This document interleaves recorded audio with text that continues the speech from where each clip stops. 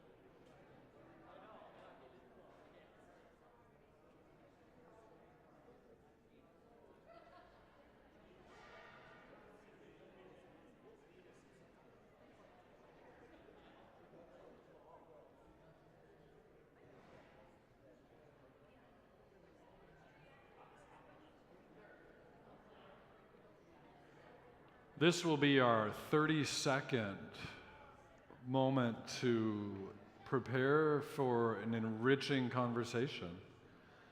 So we welcome you to gather back in or continue your conversations as they go.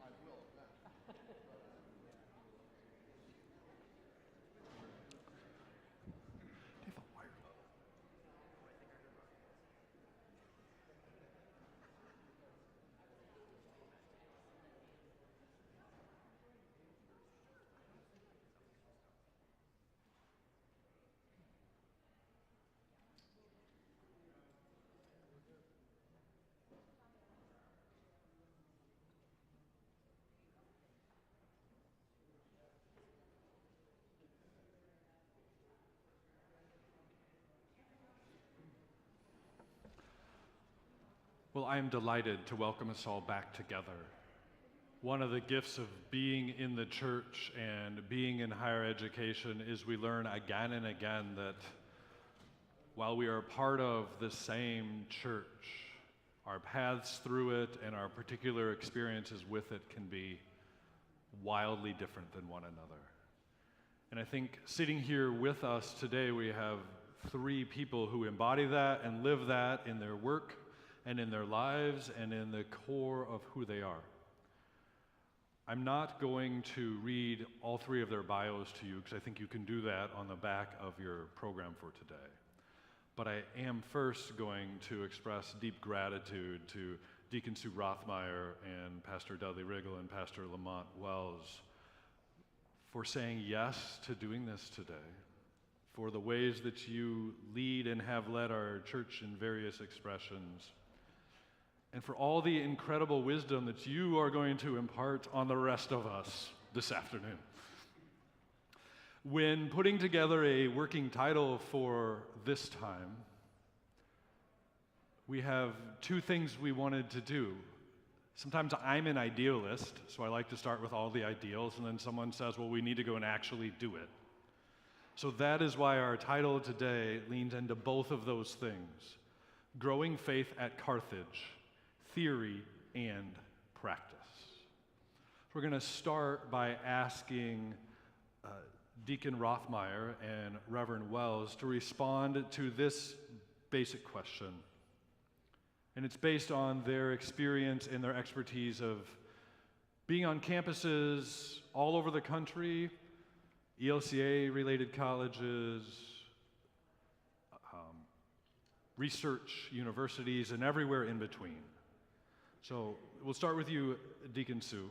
Based on your knowledge of faith and spirituality on many college campuses, what can we as the Carthage community learn from our colleagues elsewhere? In other words, what advice and guidance would you offer Carthage about how to grow faith here? Well, let me begin by saying what a delight it is to be with you this afternoon, and what a delight it was to get the invitation from Adam. And as somebody who's been in the office of the secretary for 12 years, it's been fun to kind of return to that higher ed world for me and campus ministry, and colleges and universities, which people know is still a huge love of my life. And just to let you know, the last time that I was on this stage was a year and a half ago when I had the delight of being the assisting minister for my godson and his wife, who was a college grad, who were married in this space. And so this space holds also some great significance for me and for the connections that I've been able to have with Carthage through the years as a Luther College grad myself. So let me begin by sharing that when I started in campus ministry, I served at Iowa State University as a lay campus minister at that time. But at that point, the mission for campus ministry read, to assist those in academic settings to discover and fulfill their sense of vocation. And it's that word vocation that you're going to hear me talking about today, but I'm not the first to say it. I think I counted at least 3 times this morning that we heard vocation mentioned. And when I came to a deeper understanding of vocation was when I ironically served in the vocation and education unit at the churchwide organization. Stan Olson, who was a former bishop in Minnesota, was then executive director of that unit, and that is the unit that held ELCA colleges and universities and also campus ministry. And it was Stan who helped me better appreciate Martin Luther's understanding of vocation. Vocation comes from the Latin vocatio, which can be translated calling. And Stan would speak about the ways in which we are called to live out our vocation in 4 segments of our lives, at least 4. In our occupation, whether that be in the church or in any place in society. In our families, as parent, child, sibling. In our civic community, as school volunteer, board member for the community shelter, food pantry worker. In our faith community, as church council member, choir soloist, property committee member. I'm going to share a quote from Martin Luther and just ask you to make some space for his rather male-dominated language and his traditional examples. Somehow I think he might have reformed some of that language some 500 years later, but here is what he wrote. Every person surely has a calling. While attending to it, he serves God. A king serves God when he is at pains to look after and govern his people. So do the mother of a household when she tends her baby, the father of a household when he gains a livelihood by working, and a pupil when he applies himself diligently to his studies. Therefore, it is a great wisdom when a human being does what God commands and earnestly devotes himself to his vocation. President Swallow, in the cover story of the winter edition of the Carthaginian, yes, I was sent a copy, spoke of vocation when he said that we remain firm in our belief that a Carthage education should cultivate vital habits of mind and spirit, benefiting all students in their practical vocations, regardless of discipline or trajectory. So I start out our conversation today focused on that word, vocation. Reverend Wells. So again, thank you for the invitation, the opportunity to be in this space again. Protocol has already been established, so we go there, but I just got to give homage to my mentor and predecessor in many ways. Sue Rothmeyer was my first boss when I came into the ELCA in campus ministry, and I was able to follow her in the leadership of campus ministry and then take this other side of higher education, so I'm really grateful. The bio talks about 27 Lutheran institutions of higher education or that are connected, and really there are 28. And the reason why I'm going to reclaim the actual number of 28, because it shows the progression of where our network has gone. The 28th institution would be our Lutheran Church in Canada, the Evangelical Lutheran Church in Canada's connection to Luther College there, which shows our ability to grow. And another institution that I brought within the network last year was Valparaiso as an associate member of the network of ELCA colleges and universities, because they want to be connected to kind of the experience that I've experienced amongst the NECU campuses. One of the most inspiring things that I've seen amongst our institutions is the ability to reclaim and to reimagine their Lutheran identity at whatever level it is and or was.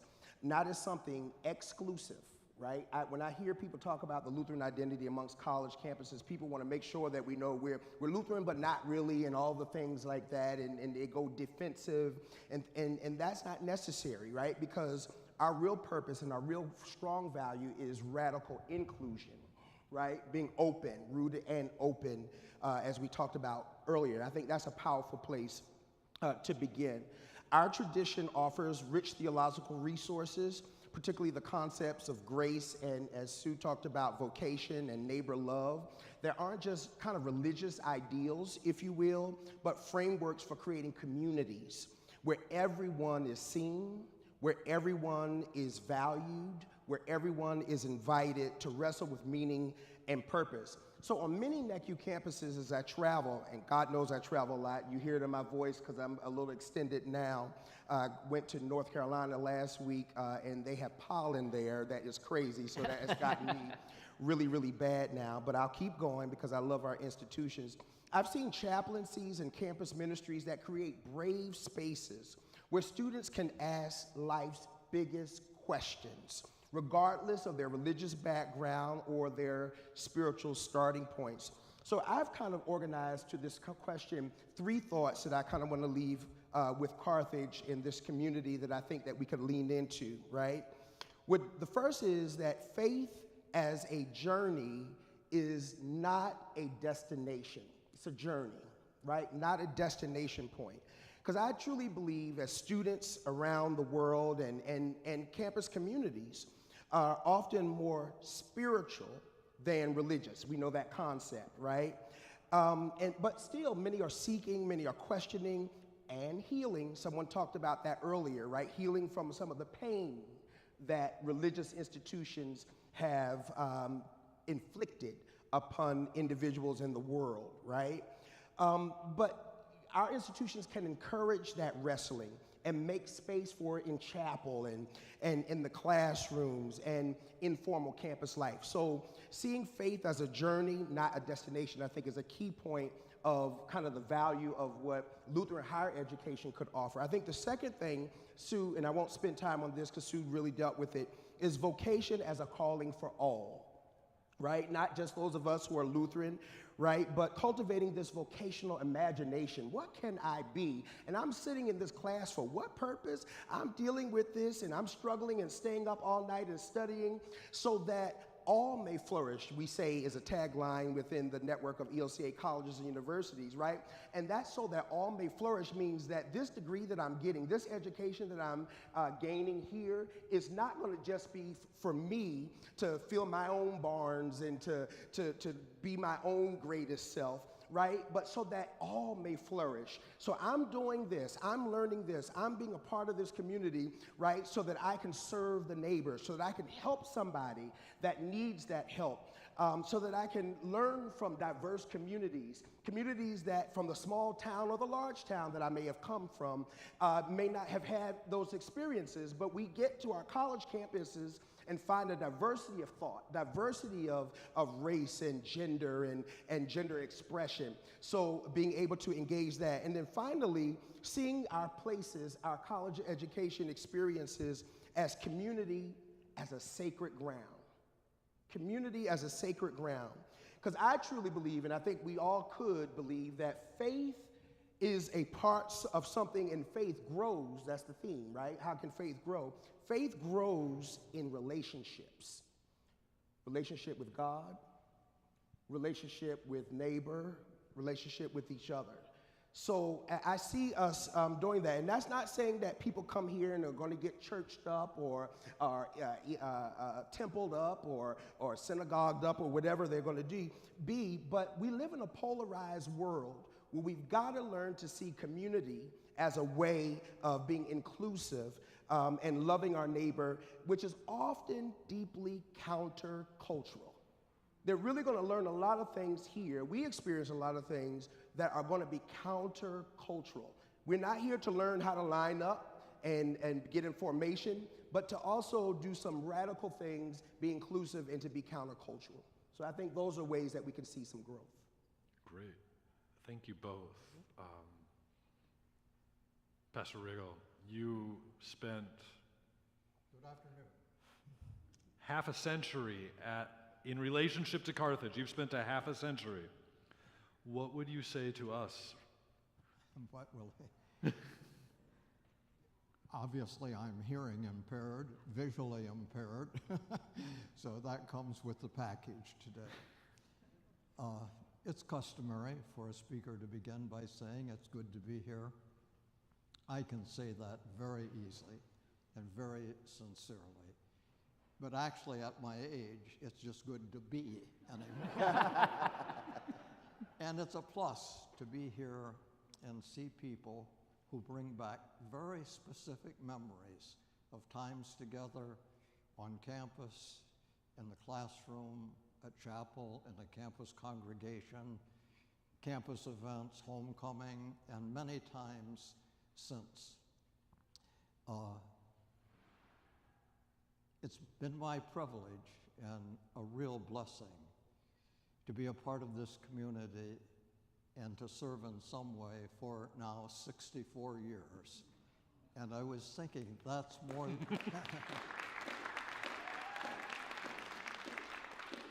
that's more than a third of the college's 178-year history. And all those numbers add up to one 3-letter word, old. That I am. But we're not here today to talk about that. We're here for something new, the installation of a new campus pastor. Pastor Adam, his family, members of the campus ministry staff, they're going to need something from us. Our prayers, our support, our encouragement. Today, Pastor Adam has asked us to think about something. To think about the college not only as a place for increasing knowledge, but as a place for increasing faith. That's been a concern of Lutherans in this country for almost 200 years. I'm going to repeat some of what President Swallow said about the history, underline it, and fill it in a little bit. In the late 1830s, there was a group of Lutherans called the Evangelical Lutheran Synod of the West. It started with Tennessee and Kentucky and Ohio and went through Indiana and Illinois and into Missouri. There were 16 pastors and their congregations, and they began to talk about first having a seminary and then maybe later a college. About 10 years later, a smaller group called the Evangelical Lutheran Synod of Illinois formed, and that was in 1846. And right away, one of their first plans was to start a college. Now that's ambitious. Dr. Harold Lentz, longtime president of Carthage and author of the history, The Miracle of College, describes it this way. He said, they were moved and motivated by a dream and a vision for a college that would lift people out of the crudeness of life in the frontier. I wonder if that mission is ever accomplished. I mean, that could be part of a college mission statement today. To people, lift people out of crudeness. We could add rudeness and lift them into kindness and compassion and civility. Within a year, that little group, 7 pastors and their congregations, had worked toward opening a college. They chose Hillsboro, Illinois, had a facility there, and in January of 1847, the State Assembly of Illinois granted them a charter to start an institution of higher education. As John mentioned, they called it the Literary and Theological Society of the Lutheran Church in the Far West. Now try putting that on an athletic uniform, right? Or in a cheer, right? It soon got shortened just to Hillsboro. They were there not many years, and it was moved to Springfield, Illinois, where it became Illinois State University, and not long there, then to Carthage, Illinois, where they took the name of that small town, but which was the name, of course, of a historic city in the ancient world. It was there for a long time. Skip forward to 1957, and President Harold Lentz and the Board of Trustees were asked to respond to a request from the greater church, from pastors and congregations in northern Illinois and Iowa, and what was called the Synod of the Northwest, a request to have a college in that area. And Dr. Lentz and the board drew an imaginary triangle that went from Chicago to Milwaukee to Rockford, Illinois, and they said they would locate a second campus anywhere that they got the best offer for a site. A Lutheran layman in Kenosha, who was president of the Chamber of Commerce, saw that in a news release and immediately contacted local pastors, lined up a big group of civic leaders, and within a year had raised enough money that they proposed to buy one of Kenosha's 29 parks, Alford Park, for a site, offered it to Carthage, and within a few years, 1962, this campus was ready to receive new students. And we wouldn't be here today without the faith and effort and work of that group. And we wouldn't be in this place right now without the faith and generosity of the Siebert family and the Siebert Lutheran Foundation. Now, to be true to that tradition and to honor that history, we need a continuing commitment to think about the college not only as a place for increasing knowledge, but as a place for increasing faith. And that means now learning from, and honoring other faith traditions. And I think it means remembering that faith is finally not mainly about beliefs and doctrines. It's about a firm trust in a profound grace that is the source and center of all that is. A grace we Christians believe is seen and shown most fully and most clearly in the life and love and ministry of Jesus of Nazareth. That, Scripture says, is to be a faith active in love. And that love, you know, is never merely a feeling. It's a response to being loved, and then another commitment to care deeply for the well-being of oneself, another, others, the good earth, and then to live and act in ways that bring about that well-being. And it is good to be here today, to think about ways that we can grow that faith, a faith that is needed for this time in the school's history. Good. Thank you. Thank you, all three of you, for your wisdom, your thoughts. You've set a beautiful smorgasbord of thoughts for us to begin to nibble on this afternoon. And as I mentioned, I'm an idealist and a theorist, and so I love what we have done. And now I'm going to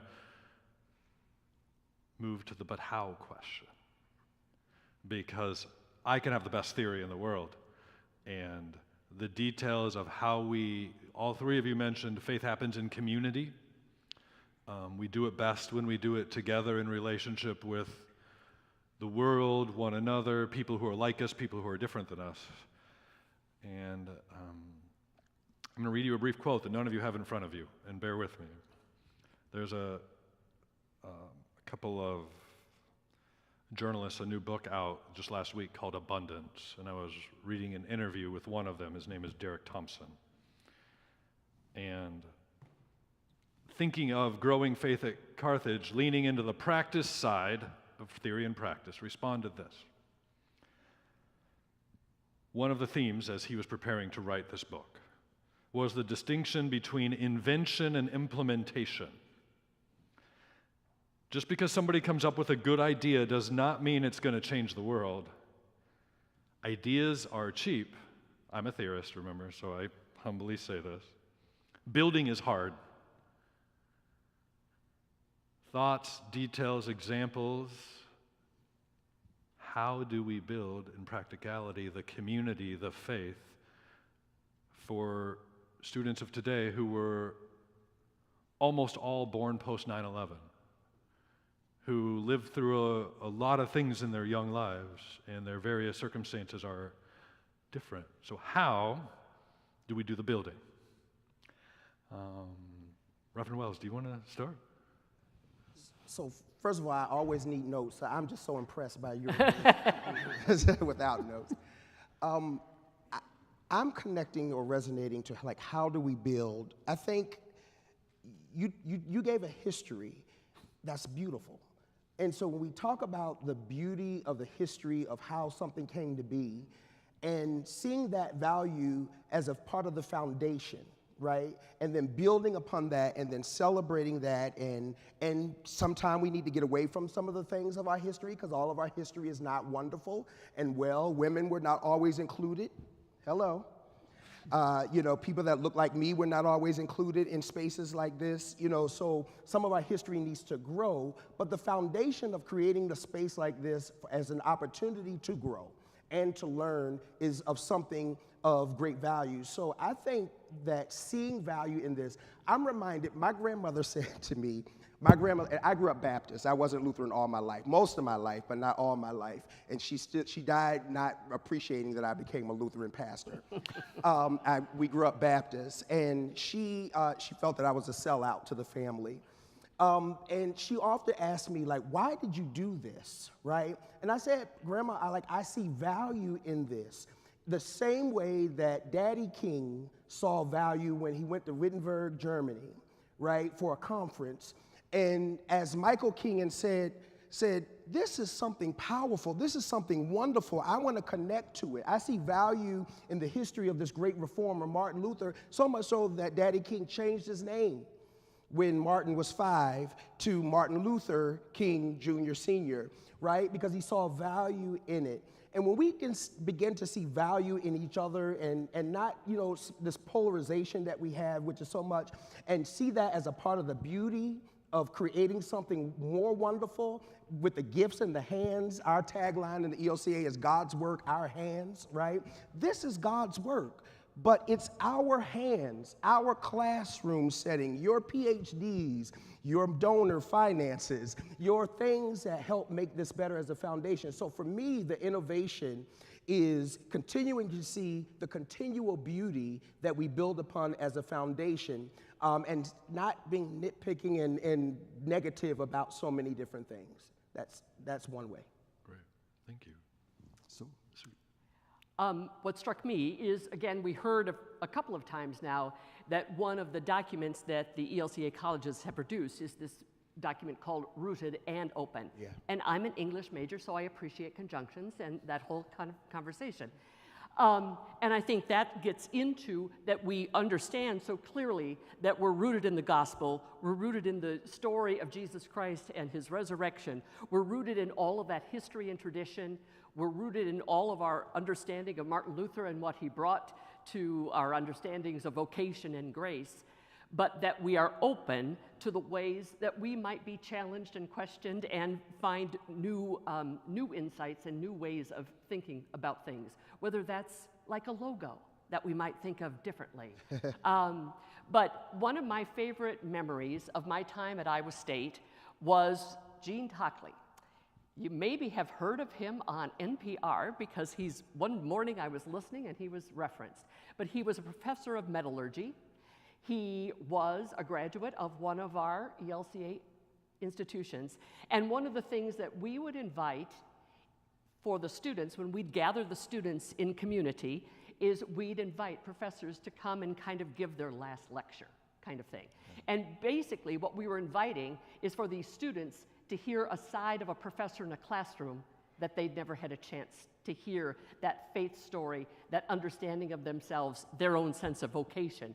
And so it was always delightful conversations. But I so clearly remember Gene sitting, and keep in mind, Iowa State Institute of Science and Technology. We have a grad sitting over there, so Tyler knows about that name. So there were a lot of scientist types sitting in the room with Gene, and he a scientist himself.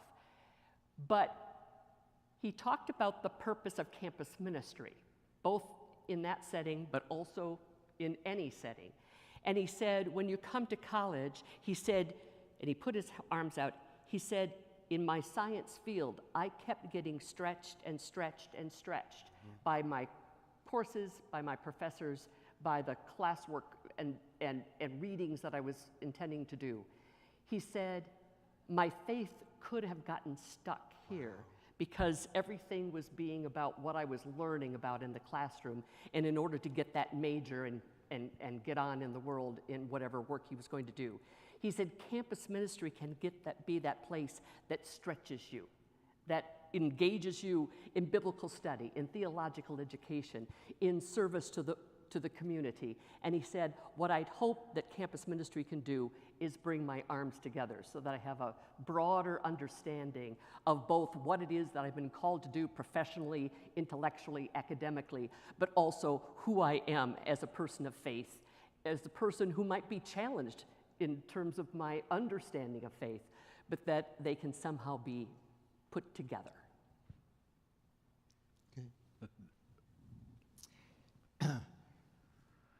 George Orwell, pen name for Eric Blair, author of the classics Animal Farm and 1984, wrote a line that has long intrigued and impressed me. He said, "It is the first duty of intelligent people to know the obvious." He was not talking about superintelligence, basic intelligence, our type of people. He said, first duty to know the obvious, because if you forget the obvious, if you know it, forget it, ignore it, then you miss what is foundational and formative and ought to be informative. That's my way of saying, I'm going to say something that's terribly obvious, but I think we need to keep it in mind. First of all, the college is not a church. It's not expected to be the church. We say it's a college of the church. We used to use the language church-related. And it certainly is not a college, a church that dictates who should teach and how people ought to teach. And thank God it does not restrict the search for truth, because as we know, finally, truth and God can never be opposed to one another. So we never need to be afraid of a truth discovered. I think that our heritage again, good old Martin Luther, and his final defense of his position before excommunication, where he said, unless I'm convinced by Scripture or plain reason. Scripture or plain reason. That, I think, says so much to us about the balance that we are to have. We will have different understandings of an approach to Scripture. Most of us here not take it all literally, but all should take it seriously. So what does that mean practically? It means we should do what we've done, that we as a college should have a campus minister for a ministry of word and sacraments and for pastoral ministry. It also means that the college should make sure that there's a time and a place for prayer. I use that in two senses. Luther used it when he listed the marks of the church. When is the church being the church? He said, one of the marks of the church is prayer, public, which is worship, and private, which is devotional life. I think there's probably nothing more important that we can do than to gather as a remembering people to praise God and to learn God's will and God's ways. I would recommend that we try again a campus congregation. There hasn't been one for a while. There are those of you who are here who know that was pretty central to the campus for many years. Sunday morning is probably not the best time in our culture. That's when many people college age worship at St. Mattresses. We tried Thursday evenings. The sacrament of the altar was instituted on a Thursday evening. There was a good group of people. And I think we've got these beautiful little meditation chapels, not only to have it open for individuals, but to go back to the concepts of morning prayer, evening prayer, 15-minute services for people on the way to campuses, to classes, or on the way back. Another thing I think our heritage says to us, that we need to constantly be emphasizing that we are a community of grace, living by grace and living with grace. And Luther, as you may know, talked about two kinds of grace. What was called common grace, the common graces of life, natural grace, and then supernatural grace. Common grace was enjoying the beauty of nature. We have a campus to do that. Common grace was getting to love another person, to enjoy another person. Common grace was enjoying food and drink. Luther said good beer and good sausage. He could be the patron saint of Wisconsin. Yeah. And of course, the emphasis on the supreme grace of God. Another thing I was thinking about is volunteer service. We have people here today that are in their careers because at the college level, they had a volunteer or volunteered for a placement, maybe with a hospice, maybe at a hospital, maybe in a nursing home, maybe as a social service agency. I think that's one more thing. I've got a long list, I'm sorry. One more thing, the emphasis of Luther on the priesthood of all believers, that we are all ministers. Some of us are ordained. And that God can use all kinds of people and all kinds of settings to get done what God needs to be done. At this point in my life, I love the quote of Luther in his old age. He was earthy, you know. He said, "I've learned that God can carve on rotten wood and ride a lame horse." And I think of the times when I've felt rotten and been rotten, and times of lame excuses and feeling lame, and knowing that God can still use us, not only in our strength, but in our weakness too. And I'm glad for people that I have seen here who have been people who took their faith seriously and lived by that faith. And it was obvious to people. And that kind of faith is kind of contagious. Oh. Thank you, all three of you. I'm going to bring one more voice into our conversation, President Swallow, to offer your reflections on the moment, on the topic of growing faith theory and practice, or really whatever else you'd like to say.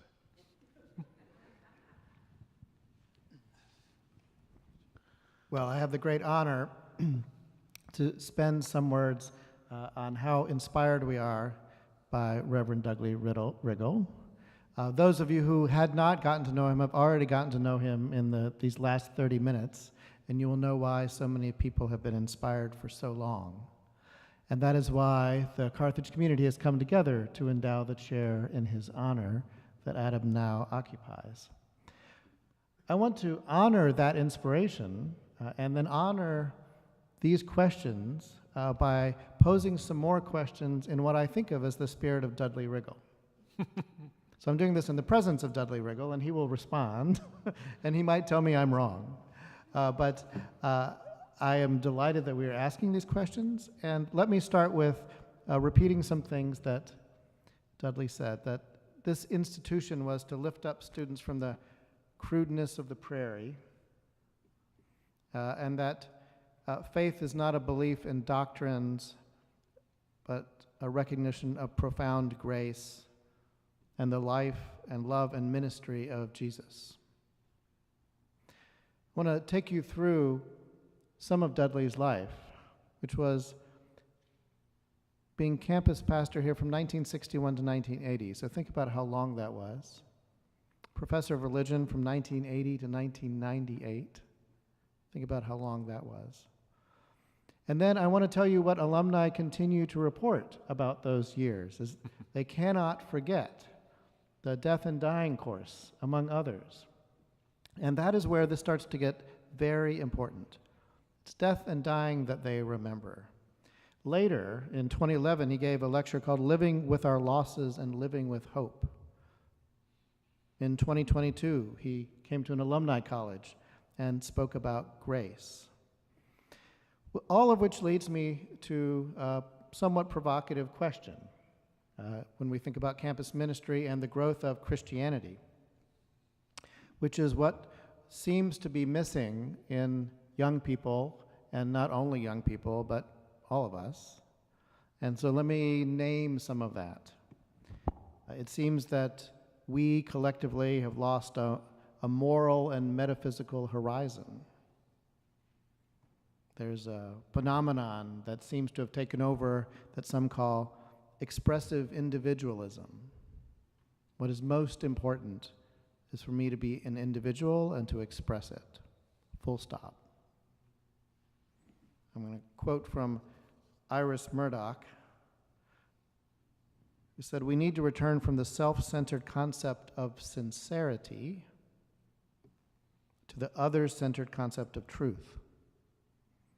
We're not isolated free choosers, monarchs of all we survey, but benighted creatures sunk in a reality whose nature we are constantly and overwhelmingly tempted to deform by fantasy." So I just take this back. There has to be something moral and metaphysical in what we do. It's not only being an individual. And if traditional religion has gotten weaker in our culture, maybe it's because we have to find some sort of middle ground between feeling like you're going to be controlled through ethical statements and feeling like you can just be who you are. There has to be something in between. And so when I go back to what Dudley has already said, grace, life, love, the ministry of Jesus Christ, that doesn't speak to me as being expressive individualism. It's something to follow. It's something to lead toward. It starts to have a morality, a metaphysical connection. And so that's the question I pose in honoring Dudley. Is that part of what we need to consider for campus ministry here and then more broadly? Thank you.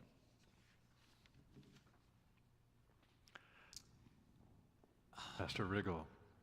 And then we'll ask the other two, and then we'll ask you all some thoughts. I want to thank President Swallow, members of the Office of Colleges Advancement, Tim, Jane, and whoever had the idea of honoring me by having an endowed fund for campus ministry. Thanks so much. It is indeed an honor. I want to thank former students and colleagues and friends for being such a source of encouragement and for so many kind comments and just being there. And I want to thank those who have contributed to the fund. I will never know and do not want to know the amounts. Gifts, large and small, are needed and appreciated, and I am grateful for those contributions. And I especially want to thank my family, my wife Mickey, who wishes so much, and I do, that she could be here today, but was not able to be. Our daughters, Debbie and Laura, both Carthage graduates, here today. Without their support, their encouragement, their patience, their understanding, I could not have carried out the ministry the way I did it. And of course, I want to thank God for the grace, the mercy, the forgiveness, the energy, the inspiration that equips, not just me, equips us to be the people God intends us to be. Thank you, Dudley. May the Lord, who is with us, bless you and keep you. Amen. Sue or Lamont, any brief responses to President Swallow or to Dudley's words, and then we'll see what other folks want to add.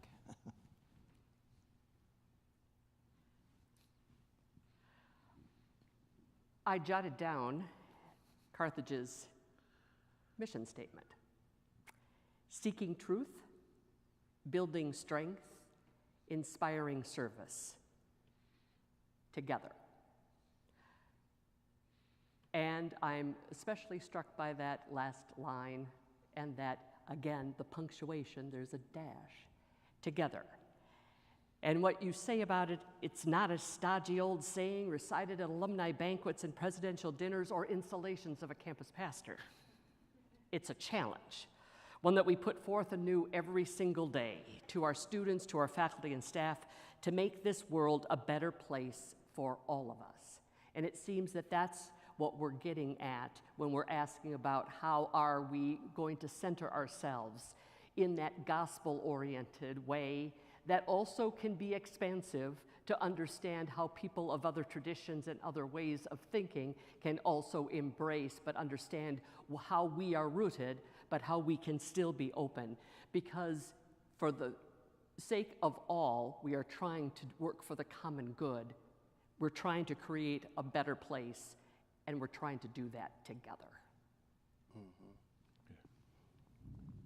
President Swallow talks, you bring up the expressive individualism, which is almost like the order of the day. I could name so much music now that I love to listen to now, and maybe I shouldn't because it probably promotes something that I'm probably ethically against in a way, right? But I like the beats to it, so I sing it and I live it. But it's the order of the day, right? Like everything is not the hymns and all 4 or 5 verses that we know which had been cultural. So I think our institutions have the opportunity now to be countercultural. I dare not say, I could prophetically say that all NECU institutions are countercultural. That's my hope, right? Against hope. But with that reality, we just, well, I think it's out today. You might have gotten a copy of it. In response to kind of some of the things that are going on in the world today, we, in our journal, our higher education journal called Intersections, we're publishing a document because we saw this about 1.5 years ago, the need to talk about ethical leadership in our world and kind of what the culture is engaging. And the document is entitled "So That All May Belong," right? And we named it that as a connection to doubling down on our higher education and Lutheran identity that's always been connected to diversity, equity, and inclusion efforts according to our very nature. The reason why I bring that up, that "so that all may belong," is something that we can lean into or live into over and against this expressive individualism, is that we believe that it takes community, right? We need to practice being community, right?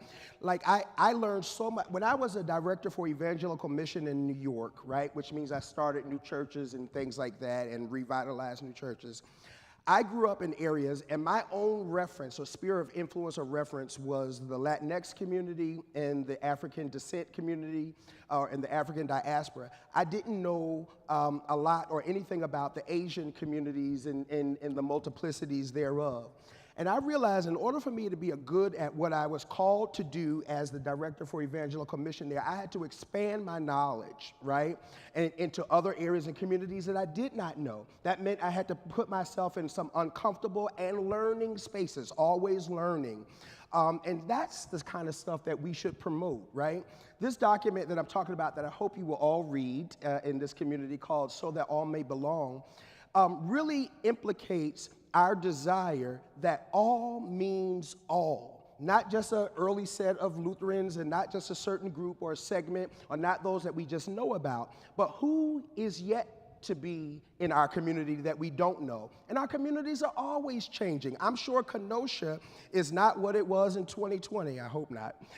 And other things and other communities are enlarging and expanding. So how do we prepare humans, God's people, to receive and embrace differentiations, and vast understandings? And we do that by having promoting respect, right? Not respectability. I don't want to get into that, right? Not formalities, but a love of neighbor and a preferring one another in a way that helps us to grow and to be authentic in our engagement with each other. So, President Swallow, I appreciate that, right? Because it breaks down the nature that is not just about you.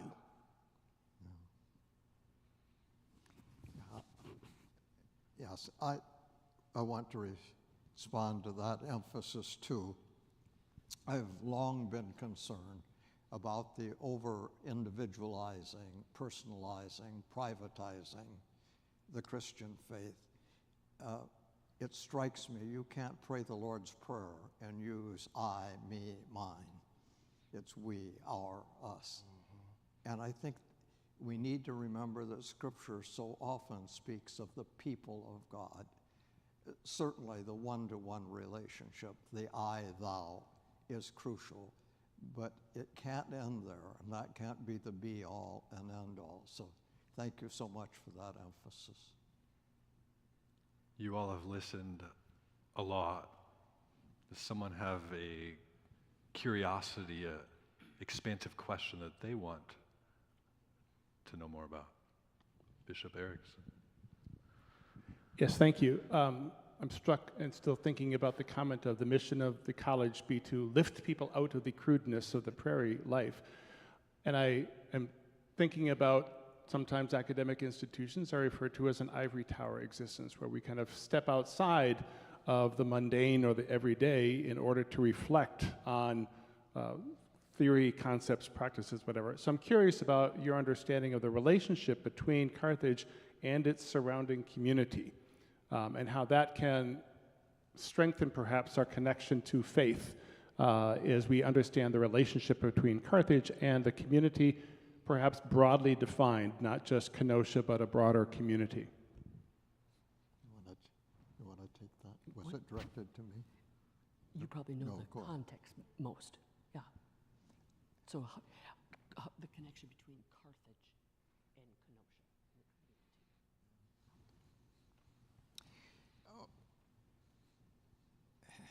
Well, I think from the beginning, we started with a lot of skepticism. I mentioned the buying of this property. That was taken to the Supreme Court of Wisconsin. There was a charge that the city could not sell the campus to a group of individuals. That case was lost. But in the beginning, there was real skepticism, some from the Roman Catholic community. It was hard, for example, to get a transcript for some of the Roman Catholic students. Thank God that ended very quickly.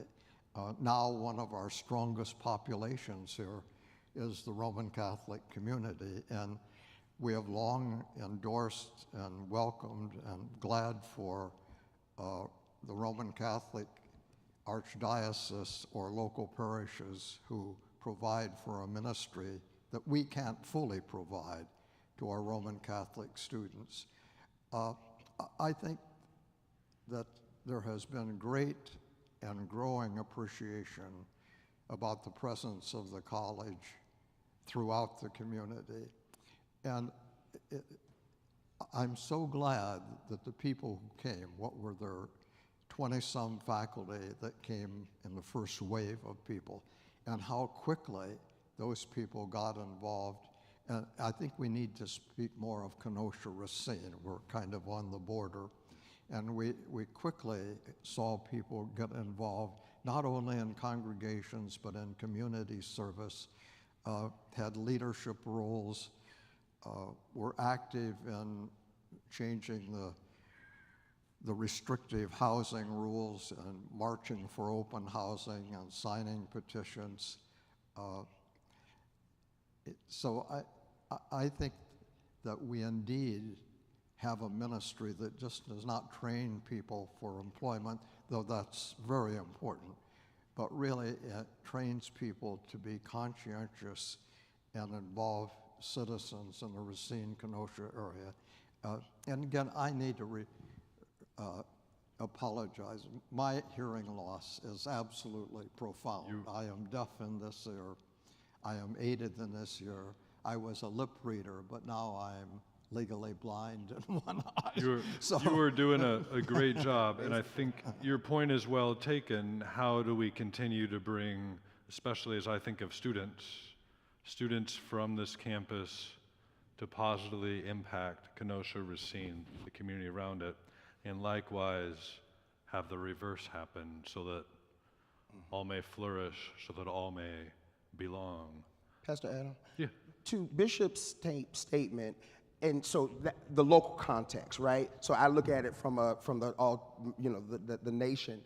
Every college that's going to survive, or university that's going to survive in this time, is going to have to do some level of rerouting in the community, right, in order for their survival, which actually goes back to the beginning, the foundation, right? They're going to have to do some level of rerouting in the community. And I know we have engaged into some levels of ivory tower natures and higher levels of elitism, but watch what the need has done. And I know we have legacy graduates and things like that, but more often than not, more colleges than not have a higher percentage of first-generational students, right, that are just beginning into this. So they're not a part of the elitist legacy of some of these institutions. The colleges are going to have to, and are, rerouting themselves in ways and finding ways to meet the effectiveness of all of their constituents or their stakeholders, who are now people who don't know the history of what it means to be in these ivory grand elitist communities, right? But communities that have to be open to serving people and with different accommodations that are necessary, right? That should not bother us and be tolerant. We're tolerant of, but creating pluralistic understandings of how we engage education. Get to know our neighbors with a lot of curiosity about who they are.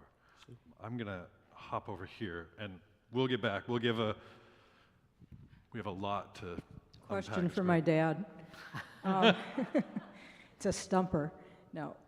John, I think what you were basically saying was, how do you take a group of college students who are at a stage of life where it's all about finding themselves and showing them or helping them figure out how to get over themselves and beyond themselves. And my memory, when Deb and I were here, and probably a lot of you, was that we had to go to chapel every Wednesday. So I'm going to say a really unpopular thing and ask my dad, do you think they should bring chapel back as a weekly requirement?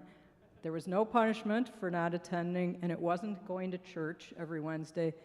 But it was what took us beyond our majors, our sports teams, our residence halls, sororities, fraternity, whatever. So when we came together as a community to listen to, I mean, there were a lot of great programs that you brought here, and they were founded in a spiritual message, but it didn't involve a lot of sermons. What do you think about weekly chapel? And this is a twofer. Dad, if there was a thread that you saw running through the life of Carthage that really embodied it, that would make you really sad if someday it didn't exist, what would that be? I'm sorry, Laura. Should chapel come back? Should chapel come back? Regular chapel? Well, when I was Yeah, thanks. excuse me, when I was called to Carthage by President Harold Lentz, who was my pastor, he baptized me, married us, and when I learned that chapel was required, I thought, I don't know that I want to be in that kind of setting. And he said to me, it can be changed. And there was time when chapel was required twice a week, Tuesdays and Thursdays. I was always uncomfortable with putting people in a setting where you thought you could require worship. You can't do that. So I went to Dr. Lentz and I said, what if we change this in another way? I think it's important for the community together, but what if we start a campus congregation? We go to once a week, make it very central. There are 14 chapels a semester. Let's make seven of them out-and-out worship. The other 7, drama, film, lectures, artists, looking at issues of the day, and you meet the requirement by attending any 7 out of the 14. That turned out to be a very good solution, but I want to be very careful here because I'm very aware that our country, our culture, life has changed a lot since I had that position, and I don't want to all seem to tell anybody how to do it. I do want to say that in those days, that was the way, one time a week, when much of the community gathered together and had the same kind of experience. There was an art and lecture series that had a lot of money, but hardly anybody came to those evening programs. We didn't have a whole lot of money for bringing speakers from we caught people, I said, on the way up. They became very famous and we could not afford them anymore. So I think the question is the community that being voluntold you have to be a part of. I like the word voluntold. It does build community even against some people's feeling like they're required to be somewhere. As Carthage has grown numerically and adapted over the years, how do we maintain a sense of being Carthage as we have grown and adapted and changed and have connected to our roots and yet are adapting and always becoming new? I'm going to pause with a brief. I want to give Sue and Lamont one last moment to say something, and I know I'm holding us before dessert and coffee, and we're at our time. And I want to offer one last wondering after Sue and Lamont each have any other concluding thoughts, if you have them, or if not, it's great too. I want to thank the three of you for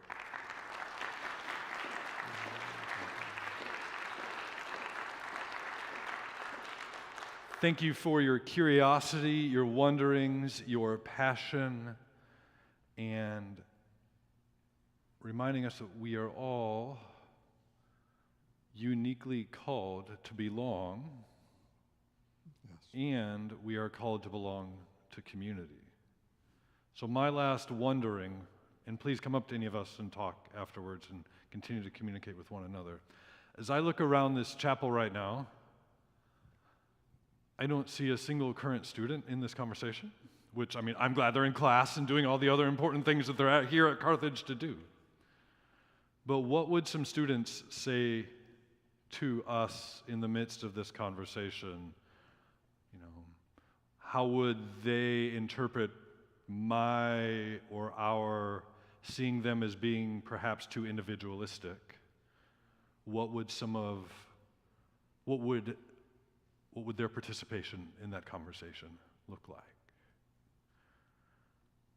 Two last words. One, a great word of gratitude for some of you who've come from all over at the last minute, planned for a long time. Your generosity of time and energy and curiosity, I really appreciate. Thank you. And I'm not announcing a future event, but I'm going to tease something.